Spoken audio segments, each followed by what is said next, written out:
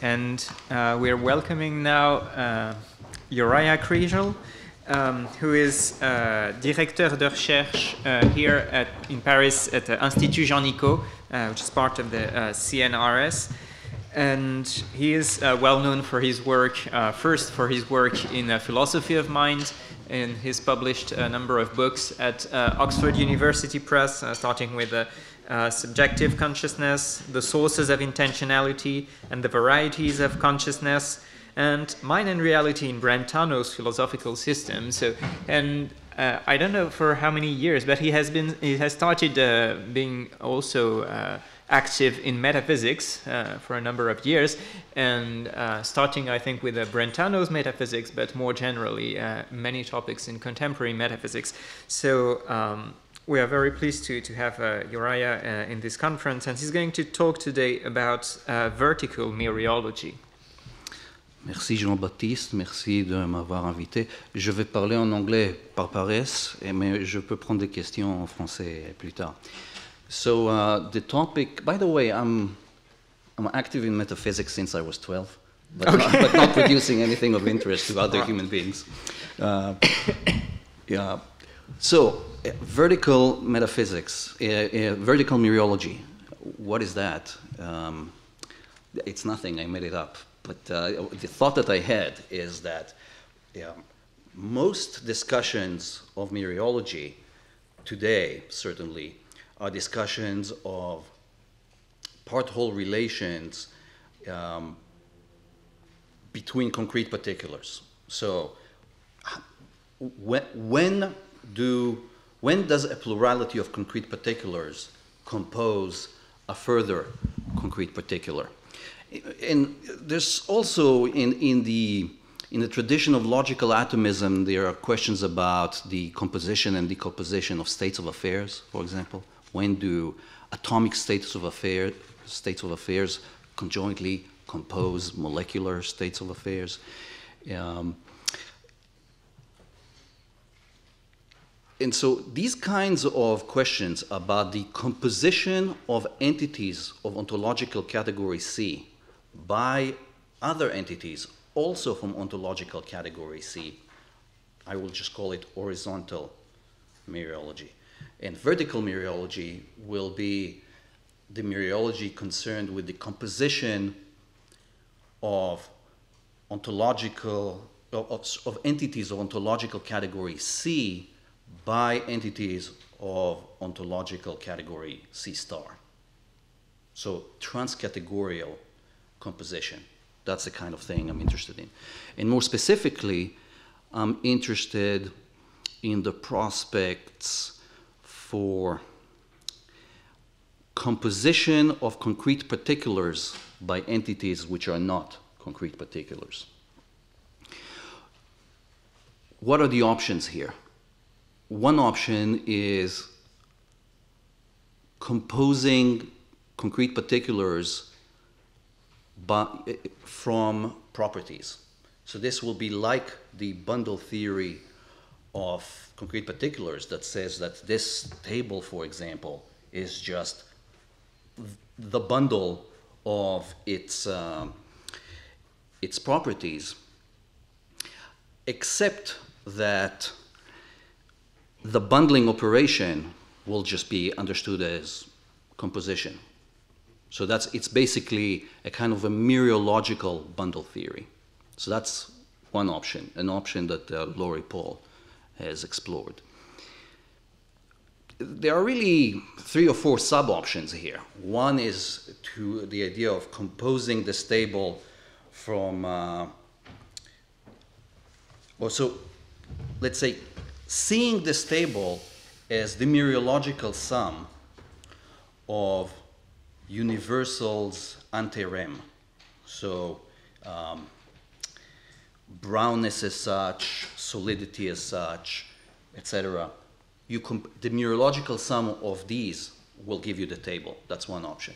Another option is to take universal in re. So a universal in re is different from a universal ante rem in that it exists within space-time, but it has the following peculiarity, that it can be wholly present in different places at the same time. So this table is present only here right now. The state of Hawaii is present in different places at the same time, on Oahu, on Maui, on Kauai, etc. But it's only partially present on each of the islands. Brownness, the idea goes, is fully present here, but also fully present here and fully present there. And so that's an in-ray universal. So could we see the table as a mereological sum of in-ray universals? A third option, could it be the mereological sum of tropes? This particular brownness, this particular solidity, this particular rectangularity, and so on and so forth. And the fourth option, of course, is some combination of those. Suppose there will be 7 options. Anti-Riemann in-ray universals, anti-Riemann universals, and so on and so forth. So, so that's one group of possibilities. I suppose there's also the possibility of thinking of the table as nothing but the mereological sum of events, certain events. Another option is to see the table as a mereological sum of facts or states of affairs construed as simple, unstructured entities. So the typical conception of a state of affairs is just, it's an object having a property or a plurality of objects bearing a relation. But some people, like Brian Skirms, for example, and I think on Monday, Wednesday, and Friday, David Armstrong held that the states of affairs are these kinds of unstructured, simple entities. And so maybe you could think, maybe this table is just it's a mereological sum of all the tably facts. So those, and then there's also the mix and match option. Maybe it's the tropes plus the facts. So together they compose the table.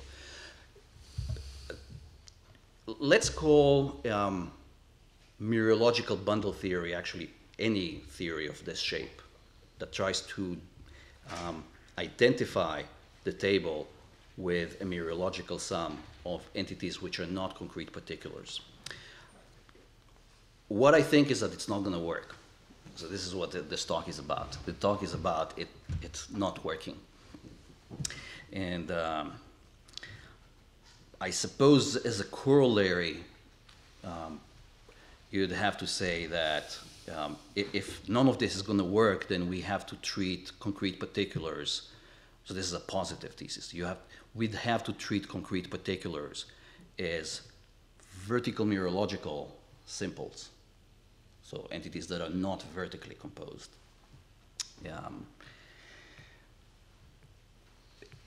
And if you make certain assumptions about the relationship between composition and fundamentality, then you'll have a further consequence, which is that concrete particulars must be part of the fundamental furniture of the world. But I'm not going to argue for any of these additional principles. Really what I want to do is argue against mereological bundle theory. Now, my argument starts off basically from this kind of informal complaint you often hear about bundle theories in general, that there's something too insubstantial about a collection of properties to make up a table. Like this table, it's so meaty, it's so thingy, and just a collection of properties, for example, is not good. I'm going to focus on properties, but I think my argument will generalize. So a collection of properties is not thingy enough to amount to a table or any other concrete particular. Now, I think in this form, surely the complaint is a little question-begging, since the theory just is the theory, that a corporeal substance is nothing but the sum of its properties, let's say. And so to say, to consider it an objection to say, but no, because the sum of properties is not corporeal. It's just kind of a foot stomping. It's not. It doesn't produce any new dialectical pressure. But I think there's a way to unpack the sentiment that bothers the objector to the bundle theory, that will result in an argument that's not question begging. And in order to do that, we need to kind of look in particular at why it is that the table is a concrete entity.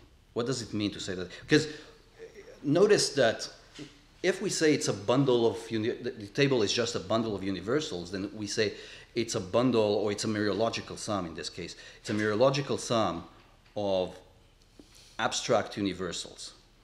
If we say that it's a Mereological sum of tropes, we say it's a Mereological sum of abstract particulars. So maybe abstract particulars, maybe abstract universals, but in any case abstract, as opposed to concrete.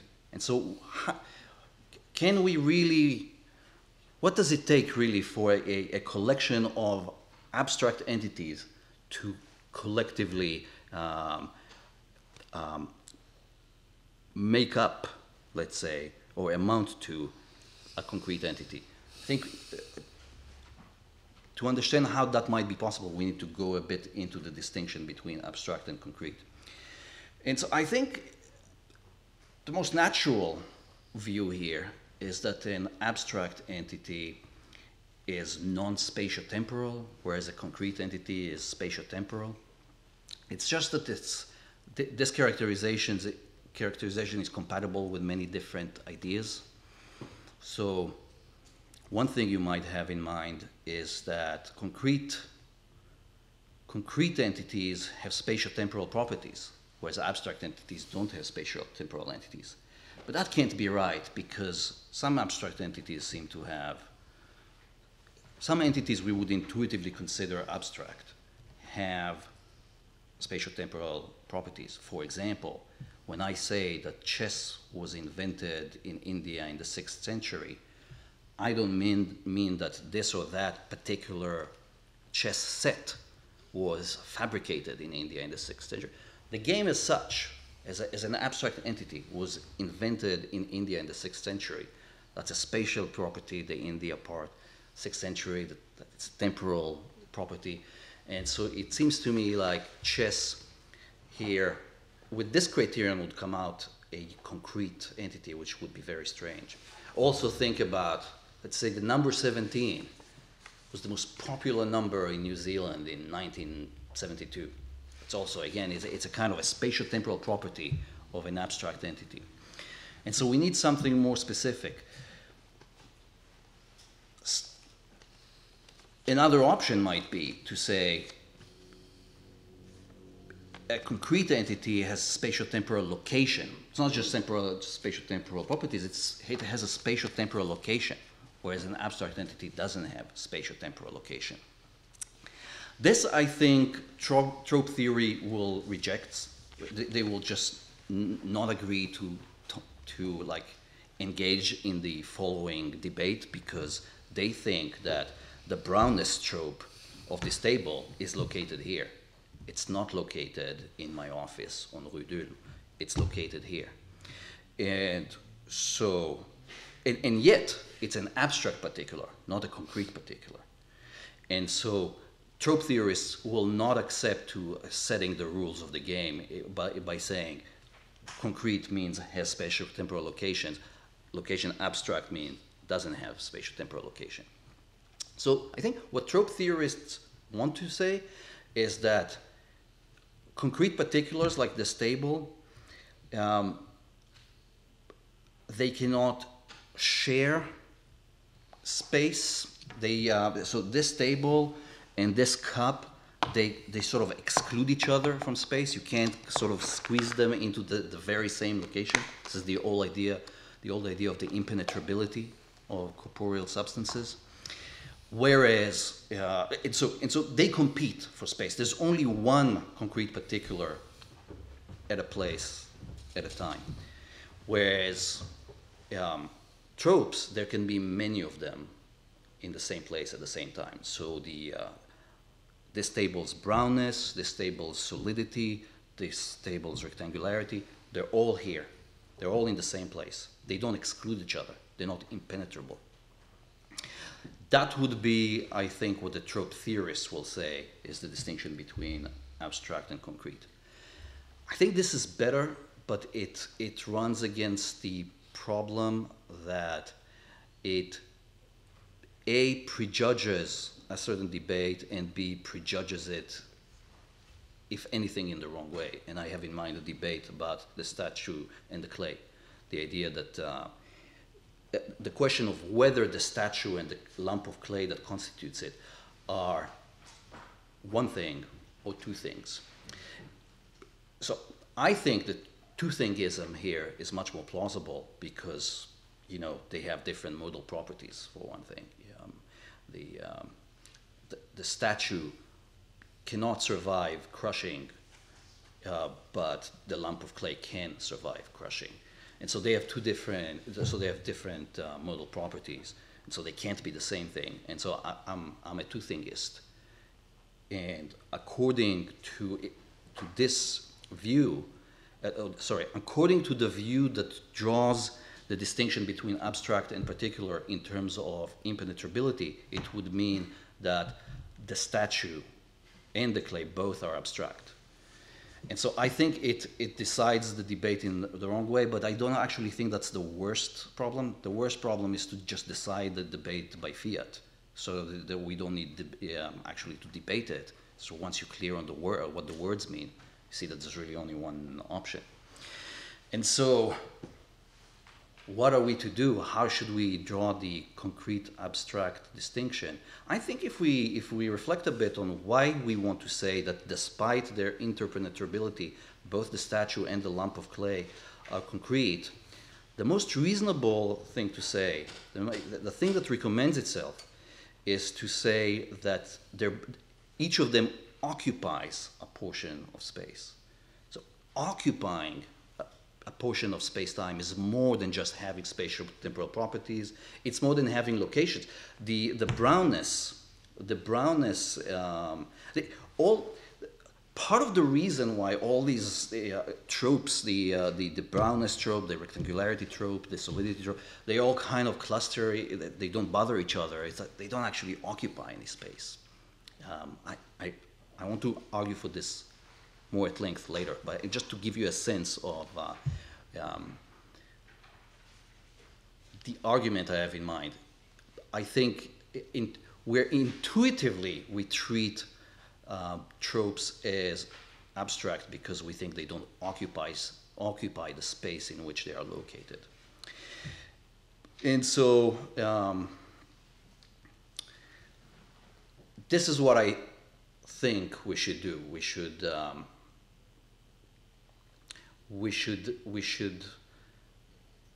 draw the abstract concrete distinction in terms of not occupying space or occupying space, or space-time, really. Now, if that's what you say, then when you think about it, if you have a bunch of entities that do not occupy space, and now you take the mereological sum of them, it would be very weird for the mereological sum of them to occupy space. How can the mereological sum of objects of no volume have a non-zero volume? It's just very strange. So this is what I think underlies the thought that a mereological sum of properties is not substantial enough to amount to a concrete particular. So the argument is something like that, like this. Premise one, material objects occupy space. Premise 2, properties do not occupy space. Premise 3, no mereological sum of entities that do not occupy space occupies space.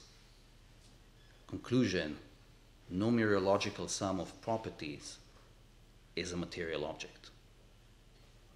I'm going to say it again. Premise 1, material objects occupy space. Premise 2, properties do not occupy space. Premise 3, a mereological sum of entities that do not occupy space does not occupy space. Conclusion, a mereological sum of properties is not a material object. And now what I want to do is defend each of the premises. When should I finish speaking? Well, either at 6 or 6:05. Cool. Premise 1 was material objects occupy space.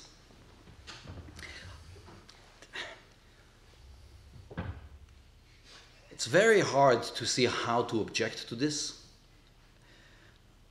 Maybe people will say, well, when you look at the subatomic level, you have all these concrete particulars, but they don't really, the standard model in particle physics does not really assign any size to them. The calculations that particle physicists do assume that the particles are point particles, so they don't have volume.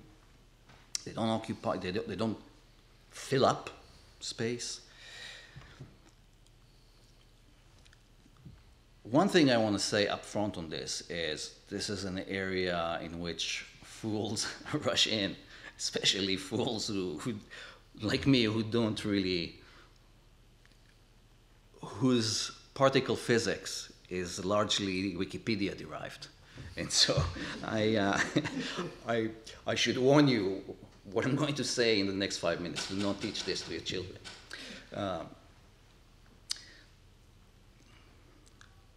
So there are really two things I want to say here. One is, from what I understand, in particle physics, you have two kinds of elementary particles. You have the bosons, some of which, looking at Alexandre tentatively, some of which are probably massless. And if they have no mass, maybe you can say, but so maybe they have no volume. They literally don't have any size.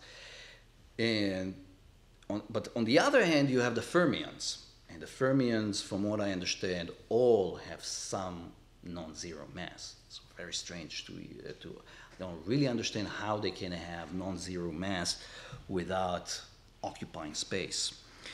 And I suspect, so one issue is, it's true that the standard model does not assign any size to these particles, to any fermions, but I think mostly it's because our knowledge in this area is very sketchy. From what I understand, there's actually some kind of exciting area of speculating about the size of an electron, which is a type of fermion.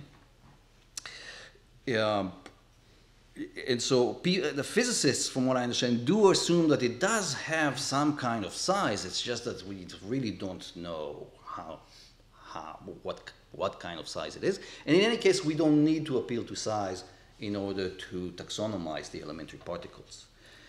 There's, correct me if I'm wrong about this, but I think the bosons and the fermions are distinguished in terms of their spin. They have systematically different spins. And within the fermions, you have the leptons, mainly the electron, and then the quarks, and they are distinguished mainly in terms of charge. And so with charge and spin, you taxonomize all the elementary particles, and you don't need to appeal to size. Nonetheless, my understanding is that physicists don't think that they literally don't have any size, just that so they're not positively committed to sizeless particles. So that's one thing I want to say. But in a way, the thing that's most important to me is to say, if particle physics told us that this table is made of a collection of entities, none of which occupies space, I think we would have to say that then particle physics does not help us render intelligible the structure of reality. Not that it like shows us, wow, look, what a cool thing. You have space occupying holes, none of whose parts occupy space. And this is something more general that we spoke about over lunch, Alexandre, that it's one thing if there was like a recognized science of the fundamental level of reality. There was a consensus interpretation. So take that science with the whole collection of equations and constants and say, if there was a consensus interpretation of how the world is, and that interpretation made very clear what the structure, made it intelligible to us, the structure of the material world, then I would happily say, well, then if it shows that there are these material objects that occupy no space, or maybe no material object occupies any space, then I would have to take it at face value. But we really don't have any of this. Certainly not a consensus interpretation that everyone agrees sort of what the world must be like. This is to my defense of the first premise that material objects occupy space. My formulation of the argument, the premises were all in the form of generics rather than quantified premises. I actually think that the first premise, I only need the existential quantification that some material objects occupy space, because then I can add no property occupies space, and then I get a valid argument there. So yeah, so that's in defense of the first premise. The second premise, the premise that properties do not occupy space. Here we need to sort of look at each of the type of entities properties might be. I think with anti-rem universals, we don't actually need to worry about them. They clearly don't occupy space. So wisdom as such in the Platonic realm does not occupy space. Now, in ray universals, remember, these are the entities that are wholly present in different places at the same time. I think it's very hard to imagine an entity that has this mode of being, and for it to be present in a place is for it to occupy some space in that place. Think of what it would mean. It would mean that the whole of brownness occupies the region of space filled by this table. The whole of brownness. Brownness in its entirety is confined to this table. You tend to say, well, if the whole of brown is here, then none of brownness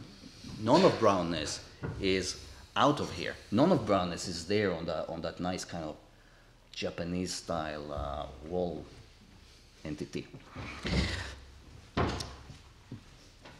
But the proponent of the space occupying in ray universals would tell us, yeah, even though the whole of brownness is confined to this space, some of it is actually there too. Actually, the whole of it is there too. Which interestingly means that since there are 2 meters distance, 4 meters distance, this brownness lies at 4 meters distance from itself. Now, to be clear, I'm not saying that I'm actually understanding any of these sentences that I'm saying. What I'm saying is these are some of the sentences you would have to understand in order to make sense of space occupying in ray universals. And so I think this is really a non-starter.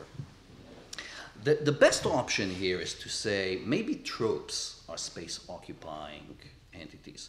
And Keith Campbell, when you read him, I think that's actually what he has in mind. So Keith Campbell says, there are no shape tropes and volume tropes. What there are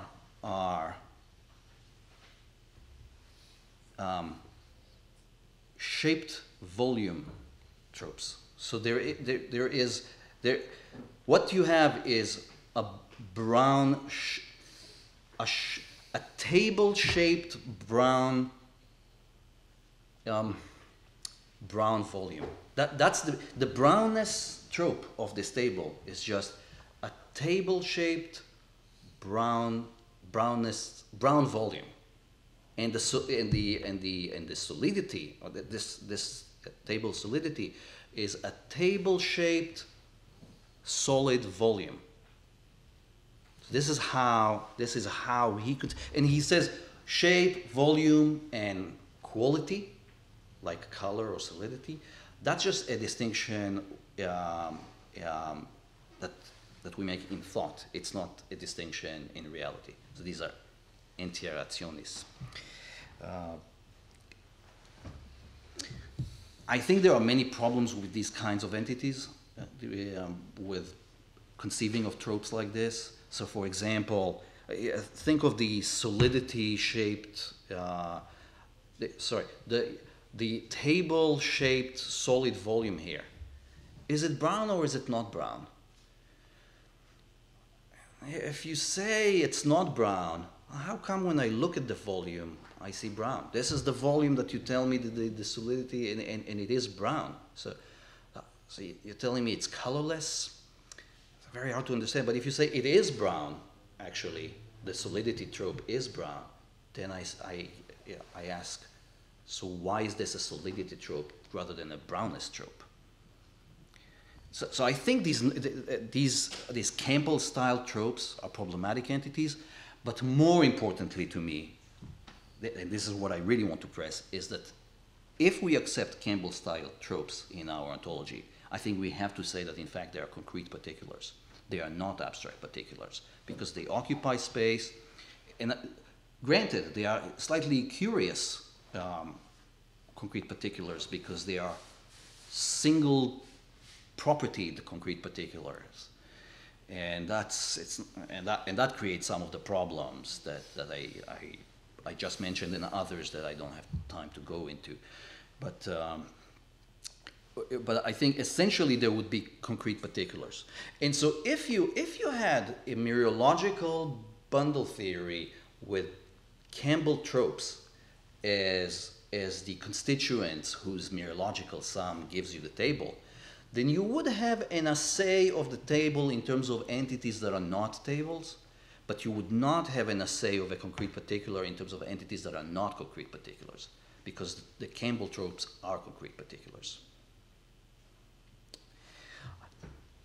All right, so that's for the second premise. I have 5 minutes tops, I see. For the third premise, this... You may took 7 minutes. Thank you, cool. It's like a bunch more arguments. So the third premise is the premise that a mereological sum of entities that do not occupy space does not occupy space. I actually don't see how you can reject that. In fact, the notion that is so weird, Leibniz scholars have this problem that Leibniz says somewhere that the bodies are just aggregates of monads, and our monads are are volumeless, immaterial objects. They don't occupy space. And so there is this problem. How can bodies just be nothing but aggregates of monads? And from what I understand, basically what every single Leibniz scholar says is, well, he must not mean that literally. He must mean rather that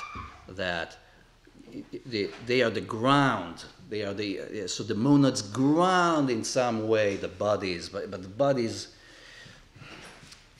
Even that sounds weird because we think of grounding as allowing nothing over and above kind of claim. There's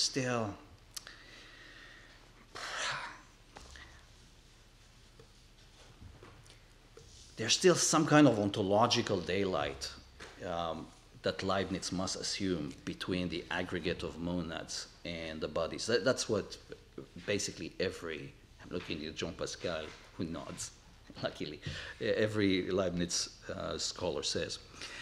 And so actually this could inspire a kind of retreat from the mereological bundle theory that says the table is identical to the sum of its properties, to something like the table is grounded in the sum of its properties. Maybe that kind of sounds good. Maybe you can imagine how a sum of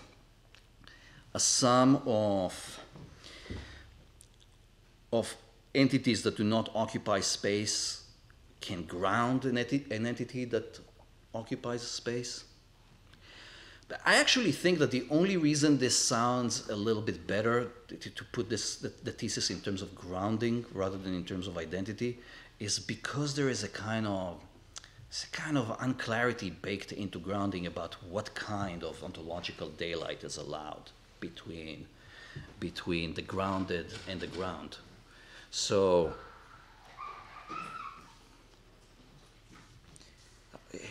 here's an implausible thesis. Justice is grounded in this cup. Fully grounded, not partially grounded, fully grounded. The full ground of justice is this cup. I think we can rule that out a priori just by understanding what grounding is. And so just the notion of grounding puts some constraints on what entities, how different entities can be consistent with one grounding the other. It's just that justice and this cup are so different that it can't be that this cup will ground justice. So I think the reason it sounds a bit more acceptable that maybe the table is grounded in the sum of its properties, or more generally that space-occupying entities are grounded in sums of non-space-occupying entities, is just because we are really unclear on what's allowed and what's not allowed. But still, nonetheless, I want to say that there are two important features of grounding that suggest that there can't really be grounding of space-occupying entities by mereological sum of non-space-occupying entities. One aspect of grounding is that grounding should be explanatory. Certainly in the standard way, the Kit-Fine way of understanding grounding, it's an explanatory relation. The ground explains, not causally, but metaphysically explains the grounded. There are huge issues about what that means, but I think you need a very strange notion of metaphysical explanation in which you could see why there should be here a space-occupying entity, given that there's a mereological sum of non-space-occupying entities. So mereological sum, so that you don't get an explanation of the presence of a space-occupying entity from the fact that we have a mereological sum of entities that don't occupy space. So that's one thing. And the other thing with grounding is that because the grounded is supposed to be nothing over and above the ground, it's supposed to be an ontological free lunch. That's how Fine, Schaffer, etc. think of this. That really, if you want to see to sum up the entire cost of your ontology, you just have to sum up the ontological cost of all of your ungrounded entities, all your fundamentals. All the grounded stuff comes for free. This is a natural way of thinking of this, and so it means that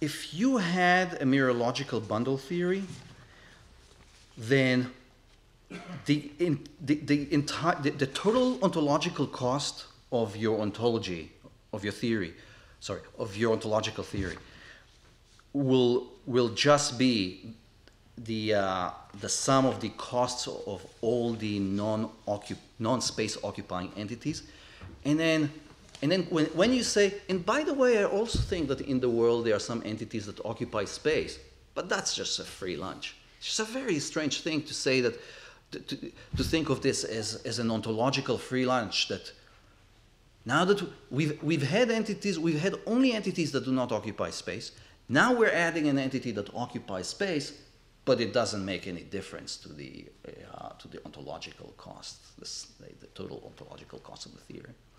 So given these two kind of aspects of grounding, I think it's actually not plausible. It's marginally more plausible, let's say, that a mereological, that an entity that occupies space is grounded in mereological sum of entities that do not occupy space, than to say that it is the sum of the non-space occupying entities.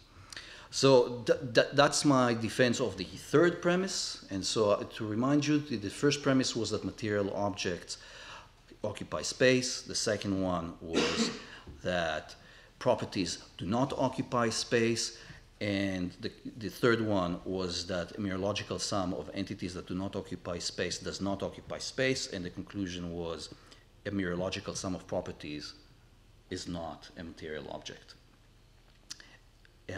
And you can run it also with grounding. And I think you can run it also with events, instead of properties, with events and facts. And the reason I say this is that, I'm just going to leave this as a cryptic remark. I think of events and facts as also abstract particulars, though not necessarily like tropes, but there are other kinds of abstract particulars. And so given that they too are abstract, they're not going to occupy space, and then you're going to be able to run the same argument. Obviously, I haven't argued for that at all. Thank you. Thank you very much.